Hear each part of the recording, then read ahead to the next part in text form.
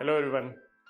सभी को monthly budget बनाने में काफ़ी प्रॉब्लम होती है और अगर आपने आपका मंथली बजट सही से नहीं बनाया तो आपका पूरा मंथ और आने वाले मंथ में भी आपको काफ़ी ज़्यादा प्रॉब्लम फेस करनी पड़ सकती है। पर हर एक प्रॉब्लम का सोल्यूशन भी होता है, तो आज मैं वही आपके साथ शेयर करने वाला हूँ।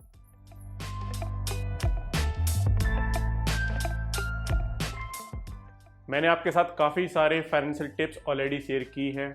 मैंने आपके साथ एक मंथली बजट प्लानर भी शेयर किया था, जिसकी हेल्प से आप अपने मंथली बजट को ईजिली बना सकते हैं।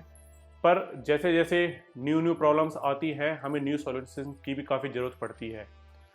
तो वही मंथली प्लानर मैंने अपग्रेड किया है और उसके साथ में और भी काफ़ी सारे फीचर उसमें मैंने डाले हैं। तो चलिए मैं आपको दिखाता हूँ कि कैसे वो आपकी हेल्प करेगा आपके मंथली बजट को सॉर्ट आउट करने में। अब हम आ गए हैं अपने एक्सपेंस ट्रैकर पर। तो इसके अंदर अब हम सीधे चलते हैं अपनी मंथली सीट की तरफ। तो मैं आ गया हूँ जैन वाली सीट पर, हमारा जैन मंथ का जो बजट है। तो यहाँ पर मैं आपको एक ऐसा हैक दिखाने वाला हूँ जिसकी हेल्प से आप अपने पूरे मंथली बजट को ईजिली मैनेज कर पाएंगे। तो यहाँ पर कुछ चीज़ें इसमें आपको ध्यान देनी है, जैसे कि आप देख सकते हैं मैंने यहाँ पर लिखा हुआ है already, change cell only highlighted in yellow colour. तो जो भी सेल्स येलो कलर में आप देख रहे हैं यहाँ पर, ब्राइट येलो, सिर्फ इन्हीं सेल्स को आपको चेंज करना है। इसके अलावा इस सीट में और कुछ भी चेंज नहीं करना है आपको, ठीक है। जो भी चीज़ें हैं सब ऑटोमेटेड हैं। तो क्योंकि ये हमारा जनवरी मंथ का बजट है, तो यहाँ देख सकते हैं मैंने 1 डेट डाली हुई है, ठीक है। फैब के लिए अगर हम फैब सीट में जाएंगे तो यहाँ आप देख सकते हैं फैब मंथ की डेट है।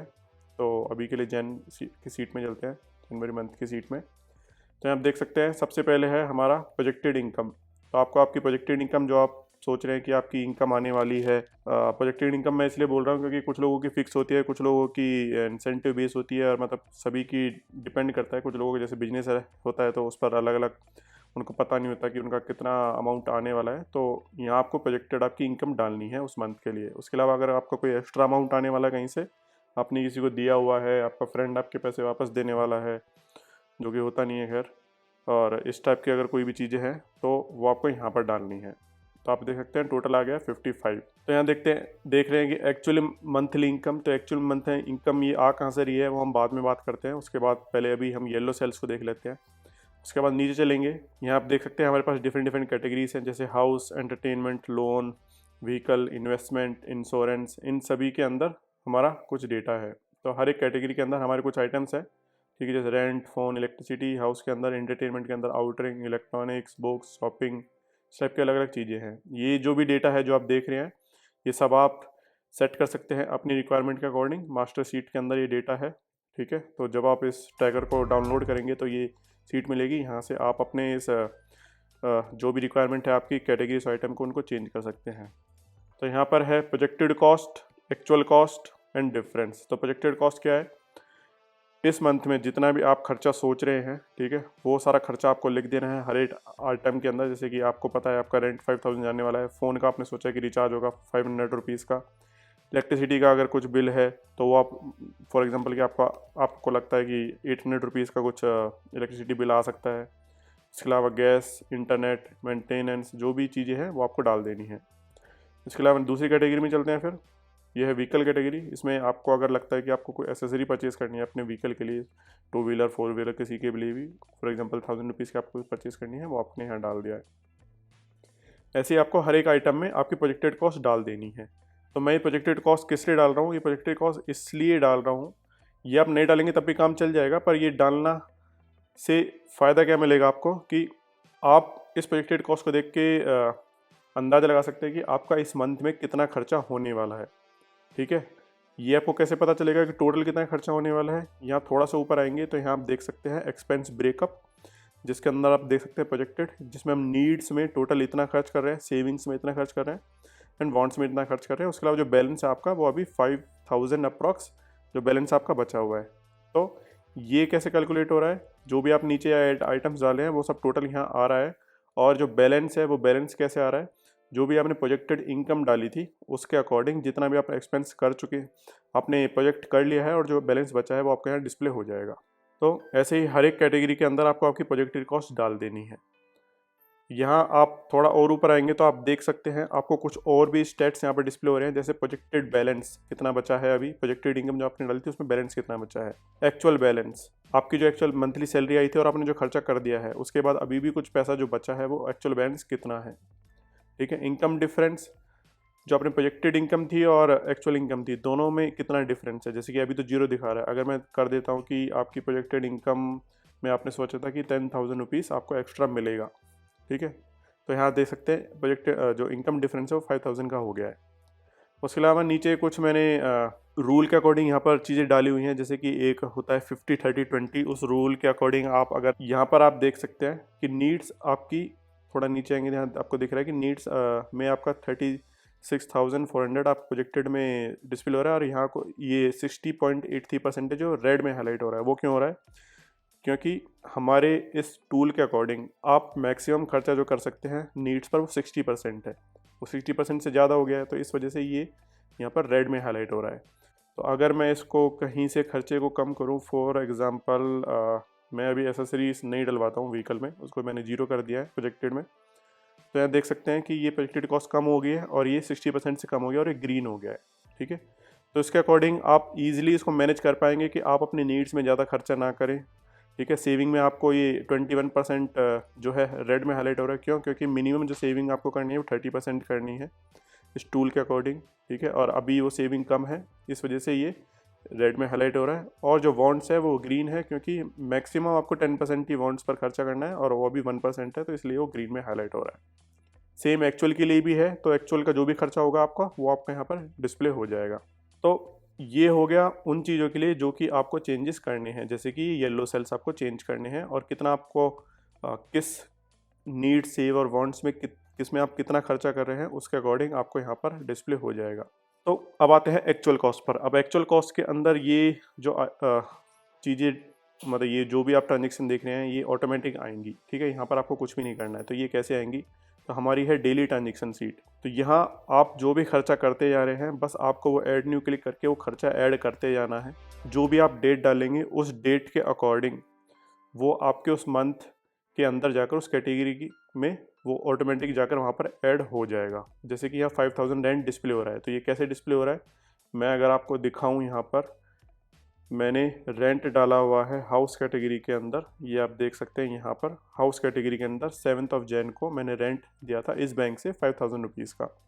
इस वजह से वो जैन के अंदर यहाँ पर जैन मंथ में रेंट के अंदर डिस्प्ले हो रहा है आपको।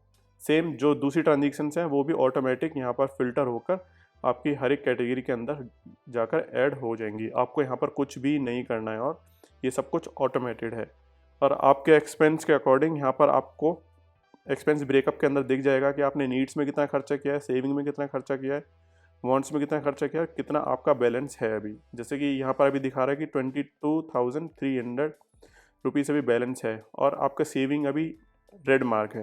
ठीक है, तो हमें सेविंग में अभी और भी एडिशन करना है, अभी हमें और भी सेविंग करनी है। तो हम सीधा चलते हैं डेली ट्रांजेक्शन सीट के अंदर और यहाँ हम कुछ, फॉर एग्जांपल आपने कुछ सेविंग की है तो उसकी ट्रांजेक्शन हमें ऐड कर देते हैं।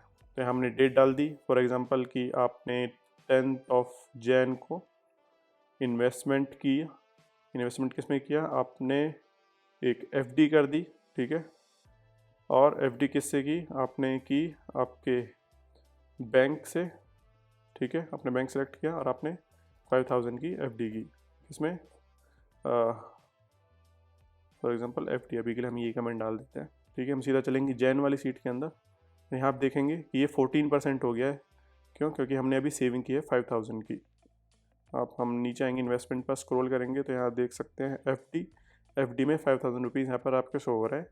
ठीक है, और पर अभी भी ये ग्रीन मार्क है, सॉरी अभी भी ये रेड मार्क है। तो हमें अभी और भी सेविंग करनी है, तो हमें कुछ और भी ट्रांजेक्शन करनी होंगी।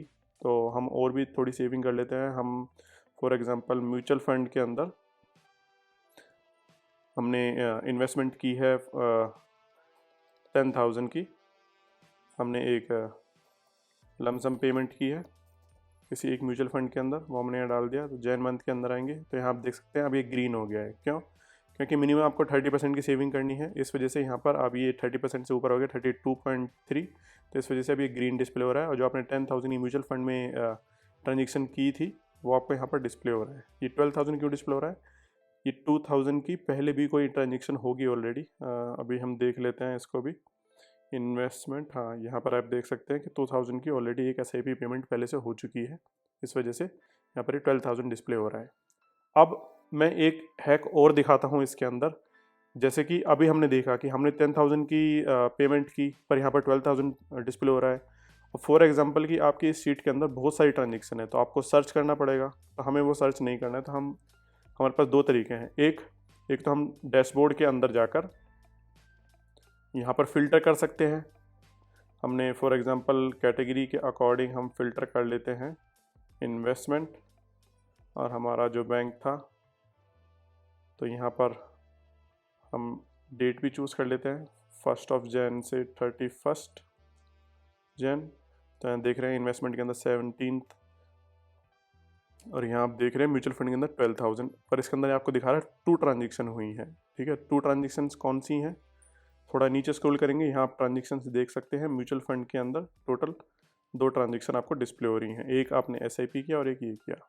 पर इसके अलावा एक और तरीका है कि हमें अगर यहीं पर दिख जाए कि हमने 12,000 किस किस चीज़ के लिए खर्चा किया है, ठीक है, तो वो आपको कैसे दिख सकता है? थोड़ा सा ऊपर आएंगे, यहाँ आप ये कॉलम देख रहे हैं L and N, तो बीच में एक कॉलम मिसिंग है M। तो यहाँ आप ये एरो देख रहे हैं, इस एरो पर आपको क्लिक करना है। तो अब ये कॉलम ओपन हो गया है। अब आपको इस कॉलम में थोड़ा सा नीचे आना है, स्क्रॉल करना है, आपको आना है सीधा आपके म्यूचुअल फंड की ट्रांजेक्शन पर। यहाँ आप देख सकते हैं म्यूचुअल फंड की ट्रांजेक्शन आ गई 12,000। तो यहाँ आप आगे देखेंगे, आपको यहाँ पर डिस्प्ले हो रहा है SIP payment and lump sum payment. तो जो भी आपने कमेंट डाला था यहाँ पर, ये देख रहे हैं SIP पेमेंट, लमसम पेमेंट, ये जो कमेंट था आपका वो यहाँ पर ऑटोमेटिक डिस्प्ले हो जाएगा। इस कॉलम को मैंने हाइड करके रखा हुआ है। ठीक है, आपको भी इस कॉलम को हाइड ही रखना है। हाइड कैसे करना है? आप राइट क्लिक इस पर करेंगे, ठीक है, हाइड कॉलम, ये हाइड हो जाएगा। ये बस आपके एक रेफरेंस के लिए है, पर आप इसको अगर ओपन रखना चाहते हैं तो आप ओपन भी रख सकते हैं, पर मैं आपको सजेस्ट ये करूँगा कि आप इसको हाइड रखें। सेम आप यहाँ भी देख सकते हैं, कॉलम E के बाद सीधा G है, तो ये जो ट्रांजेक्शन है आपकी लेफ्ट हैंड साइड में, इनके लिए भी सेम डिस्प्ले हो जाएगा। अगर मैं आपको ओपन करके दिखाऊँ, एरो है यहाँ भी, इस पर क्लिक करेंगे, F कॉलम ओपन हो गया है। ठीक है, हर एक ट्रांजेक्शन के अंदर, हर एक ट्रांजेक्शन के सामने आपको डिस्प्ले हो रहा है कि रेंट हमने पे किया था रिचार्ज के लिए। ठीक है, ये जो पेमेंट थी ये हमने यहाँ पर बास्केट, जार, लंच बॉक्स, इस टाइप की पेमेंट की थी, पेट्रोल। तो यहाँ भी हर एक के आगे आपको आपके जो भी ट्रांजेक्शन हैं वो डिस्प्ले हो जाएंगी। ठीक है, मैं हाइड करने के लिए क्यों बोल रहा हूँ, ये देख सकते हैं कि किसी में बहुत ज़्यादा आपने ट्रांजेक्शन की हैं, तो सारे कमेंट्स आपके यहाँ डिस्प्ले होंगे। तो इसको आप 1-2 बार अगर कभी देखना है तो देख सकते हैं, पर उसके देखने के बाद आपको हाइड कर देना है, राइट क्लिक, उसके बाद हाइड कॉलम, सिंपल। तो ये एक सीक्रेट था इस बजट के अंदर, इस बजट सीट के अंदर, तो ये आप यूज़ कर सकते हैं।